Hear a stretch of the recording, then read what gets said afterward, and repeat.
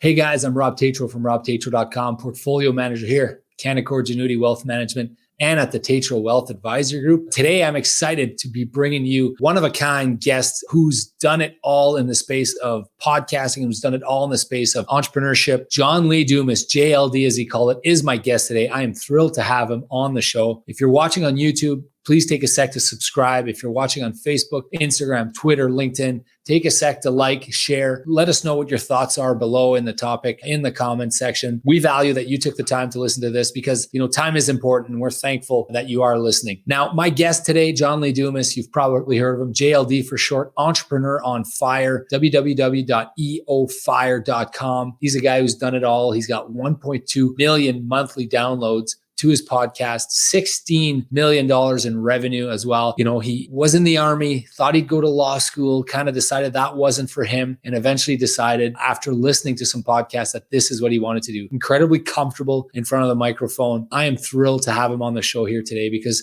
his time is valuable, and I'm thankful that he did take the time to come on the show. We do have some things in common, JLD and I. We both started the practice of law and decided not to pursue it, although he dropped out. I ended up completing it and actually articling and working for a firm, but also we're both entrepreneurs and we both knew from a young age that we wanted to be entrepreneurs. So I'm really excited to have him on the show. Without further ado, guys, let's give it up. Let's bring him in right now. JLD, John Lee Dumas, thanks so much for being on the show today. Hey, I'm going to get right into it. We don't have much time. So knowing what you know now about podcasting and what you've done and what you've been successful in building, how would you do it if you were to start over and what would you focus on? So if I was to start over, and again, I've said this before, but it's so true. If I was to launch Entrepreneurs on Fire in 2020, it would fail. It would fail because it's too broad, it's too vague, it's too non-specific, and it would just get swallowed up in the crowd. So what I would do if I was starting over is I would completely focus on one specific niche. I would identify a massive problem that exists in this world that I want to solve, and I would create the best solution for it in the form of an audio podcast. So it would be so dialed in, so specific, so niche. And by the way, over time, I may broaden that out and I may add more things to that show. But to get my initial traction in audience, you better believe specific, focus, and niche. Because you don't need 10% market share of a billion-dollar industry. You need a smaller niche, and get a big piece of that would probably be a lot better, I think is what you're getting. So all day.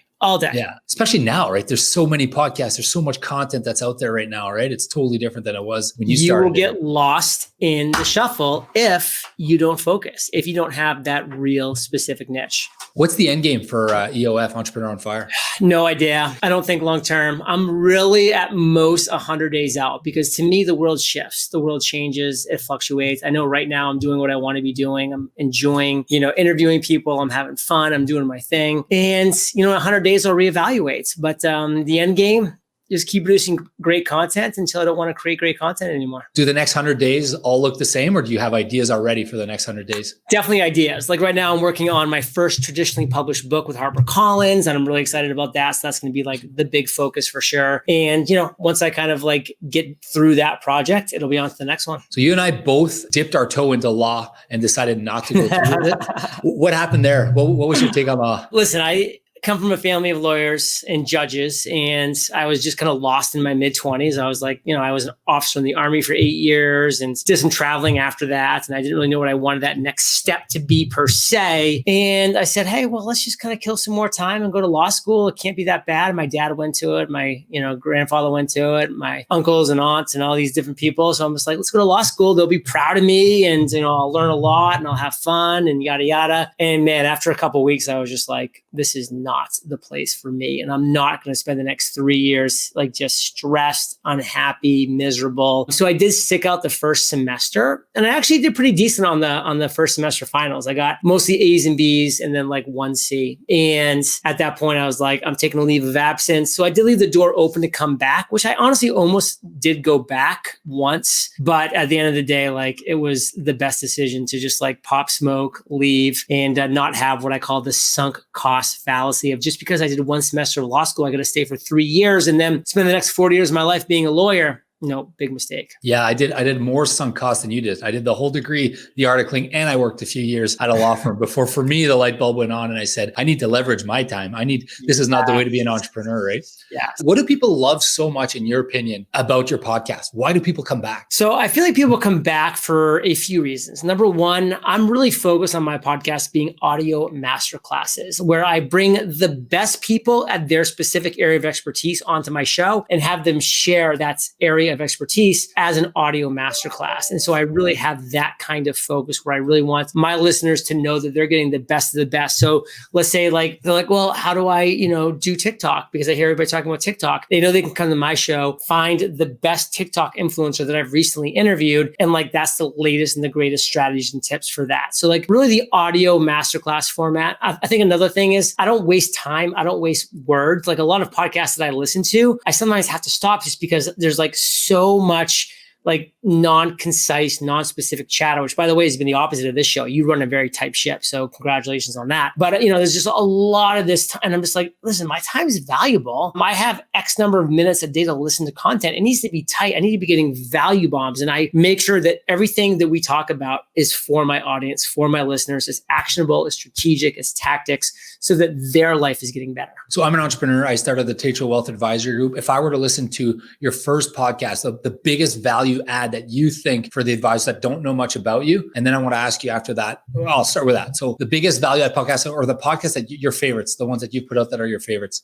So I just interviewed Seth Godin. I think Seth Godin is a marketing genius. He just released a book called The Practice. And what I loved about the interview that I did with him is that we just went through each of the 8 sections of his book. I pulled out the 8 passages within those sections that I enjoyed the most. And then we talked in detail about those. And so you got a lot more behind the scenes from that episode. Because, a lot of people will just be like, oh, Seth, let me, ask you a question about this book, about this part in your book. And he'll just have the answer that he says in the book. Whereas getting real specific and getting dialed in on a passage and then going behind the scenes and how did he come up with that idea and why was it meaningful and in what ways and what takeaways does he want the reader to get that aren't maybe that obvious. To me, that was just an example of what a really cool episode can be. You get 1 million downloads.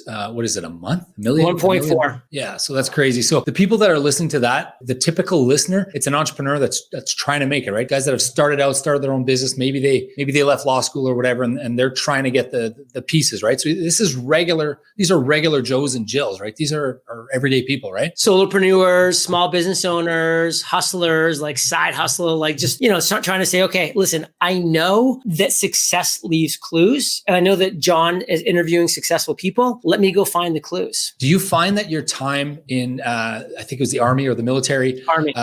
Army. Do you find that your time in the Army kind of helped? What did you learn there with respect to being a leader? Because I saw some stuff and I've listened to some stuff. You talk about what you learned there and how you've kind of put it towards being a leader in the business, the entrepreneur that you are now. What did you learn there? So when I was an officer in the U.S. Army, I was obviously a junior officer when I started, as all officers start. And you have a chain of command above you and they are leading you. And one thing that I recognized very early in my Army experience was the officers that I respected were those people who took 100% responsibility for everything that went wrong. They took responsibility, and everything that went right, they gave praise and credits to the chain of command below them. So if something went right, the officers that were amazing would be like, Lieutenant Dumas, great job with X, Y, and Z. And when something went wrong, it was, so Lieutenant Dumas, this is how I failed you. This is how I failed you. Let's talk about this. And I was so respectful of those individuals. Unfortunately, they were the minority. The majority were taking 0% responsibility for the failures and taking all of the credit for the success. And I realized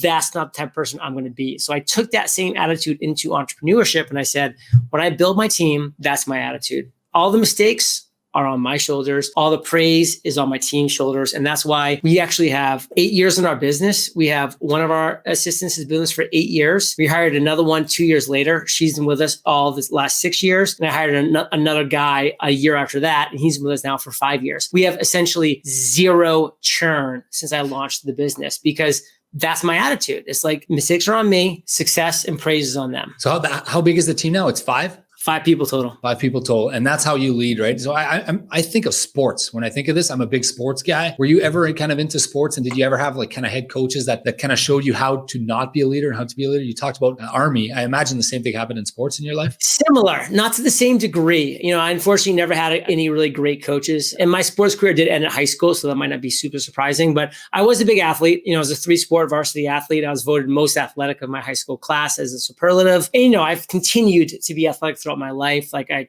currently play pickleball 5 days per week, which is a really fun sport. Yeah, I have a really good time. I'm actually currently doing my pickleball tennis tendonitis stretches right now because I've been playing too much pickleball. So got some elbow issues, but getting through that for sure. Very similar things. Again, unfortunately, unlike the Army where I had some great leaders, I never really had a great coach. I had okay coaches and decent coaches. The same rules would apply. Yeah, we have a guy on my team who's went to some sort of pickleball national or regional championship. Wow. In Phoenix or something like that. And I played it for the first time. And it is an e-sport because I think you take away, if you take away some of the shot, or your athleticism is less important. You can make some shot making, right? It's perfect for like seniors and stuff. I fell in love with pickleball when a 71-year-old smoked me. I'm like, that means I can play this game for 40 more years. Yeah. Shot making, right? The old, what do they call it? Dinking or something like that? Dinking. Yeah. Right on. Let's talk about delegation for your team. Obviously, your time's important. Your time's valuable. How do you handle the top-down approach, and how do you empower your staff, your teammates? Yeah. So I look at the things that only I can do. This interview, Entrepreneurs on Fire interviews, specific affiliate relationships, network building, presenting from stage, keynote talks. Those are the things that only I can do. And so those are the things that I do. Essentially, everything else is delegated to my team. And so you have to find the people with the right skill set and the desire to do those things that you can't and should not be doing. And so we've hired for specifically certain roles where people thrive in those roles. Like that guy that I told you that we hired back in 2015, he's an audio engineer. So like that's what he loves doing. So when it comes to my podcast editing and uploading and mixing and sound effect and all that jazz, that's his sweet spot. Like, and so he spends his time doing those things. And I can go into more detail with my other 2 virtual assistants, but it's the exact same thing. Like we've really fit to their strengths and making sure that everything is off of my plate that's not those things that I mentioned initially. Okay, aside from the podcast, what has been the number one source for growing your business and your revenue? I would say definitely doing the weekly webinars for 5 years. Every week for 5 years, we did a weekly live webinar where it was just free training on podcasting mostly, but also business and entrepreneurship and training on how to do webinars and social media and all these different areas. So that consistency of sticking to a free live training, being able to interact with people that were there as attendees, in the chat and hanging out, answering their questions directly, that built a lot of brand and a lot of equity over the years. Tips for hosting, and how did you host that? And would you do anything differently? Yeah, I would just use Zoom. Zoom's a great platform to do live. I would stream into Facebook Live. It's highly recommended. I would also be hosting it on Zoom just to have like your own personal kind of chat there as well. And just keep things simple. Like it doesn't have to be crazy. We're using a great tool here called StreamYard. I mean, this is a great way to do webinars as well. Don't overcomplicate things. Just identify a real problem in your specific area of expertise and deliver solutions. Okay, for JLD, we're getting to the end of our time here, but for JLD, you've been doing this. You've done 2,000 podcasts every day, podcasts every week, webinars. You're busy. You must be thinking bigger things. And does this end at some point for you? And like, are you still passionate about the same stuff, or has your passion shifted a little bit? I'm still passionate about the same stuff. And yes, this does end 100% at some point because all things do end, but I don't know when, and I don't know how it's going to look. Maybe I get bought out by Spotify. Maybe podcasting becomes irrelevant years down the line and it just fades away. Like who knows what the future does hold. For me, I just know that I'm enjoying what I'm doing day to day, the conversations that I'm having, the value that I'm providing, and I'm happy to keep doing it. How do you get the superstars on your show? Any tips for that? You have to be strategic. So now they come to me because I have such a huge platform with a big audience. But before, I had to be strategic. Yeah, I had to be strategic. Like I had to be really specific. And I had to say, okay, I know that Tim Ferriss just launched a book, The 4-Hour Chef. This is back in 2012. So he was on a promotional tour. He was doing radio spots. He was doing this. He was doing that. So like allowing him to come on and talk to my, at the time, very small audience, but all entrepreneurs about his book it was a no-brainer. And so like I was strategic about when I asked, how I asked. Did the same thing with Gary Vaynerchuk for jab, jab, jab, right hook. Same thing with Seth Godin back when he launched the Icarus Deception back in 2012. So be strategic. And when people are on their quote unquote media tours, you're going to have a lot higher opportunity. For instance, this coming March, I launched my first traditionally published book. And when that happens, like I'll be a lot more available to do these type of interviews and talk about, that book and promoting it, et cetera, et cetera. So being strategic really helps. What's your all-time favorite movie? Legends of the Fall. Oh, wow. Brad Pitt, I think. Brad Pitt, Anthony Hopkins. So good. Last question for you. Entrepreneurs, it's the greatest job on earth. I love it. I would never trade anything for it. I make my own business. I work harder. I generate more revenue. What would you say to the young individual out there who's churning away at a 9-to-5 job and thinking of becoming an entrepreneur? Not everybody should be an entrepreneur. It's not for everybody. But if you have a passion, you're excited about something, you really get enthusiastic about a topic, plus you have expertise, value, or skills to combine with that, then you maybe have something where you can say, you know what, with this passion, with this skill set, with this excitement, with this value, I can create an amazing solution to a real problem out there that's not being solved at the level it should be. That could be your foray into entrepreneurship. But at the same time, hey, number 37 of Facebook is doing pretty well right now. No kidding. JLD, thank you so much for your time. 60 million in revenue. This guy right here. Really appreciate Entrepreneur on Fire. We'll get the link up. Thanks so much for being here today. Have a great day. Adios, brother. Wow, that was fantastic. JLD, really, really good insight there for an entrepreneur podcaster, what it means for you to be doing that. For you, a viewer, a young entrepreneur, maybe an old entrepreneur, you're looking at this, some really, really good content. I strongly suggest take a listen to him. Really neat what he said about not everyone should be an entrepreneur, right? Maybe you should be an entrepreneur, maybe you shouldn't. For me, I always knew it was inside of me and it was always a deep and burning passion to do so. Really neat also what he talked about delegation. When he talked about his army leader, that really stuck out at me. Like the best leaders, they take ownership for the failures and they credit others for the successes. That is an unbelievably good tip. I've never heard anyone explain it that way. I do that here. I've never really thought of it as a mantra or anything, but I love empowering my staff and I love telling them that they contributed directly to the successes and how they did so. And the buck as an owner, as an entrepreneur, you guys know it always stops with you. So be willing and able and be prepared to share and own that responsibility, which I thought was really, really neat. JLD gave a lot of good tips today. I'm thankful that he took the time. Again, Rob Tatro from robtatro.com, portfolio manager, Canaccord Genuity Wealth Management, and the Tatro Wealth Advisor Group. Thank you so much for tuning in. If you're watching on YouTube, Facebook, Instagram, please give us a like, share your comments. And again, thank you so much for tuning in today.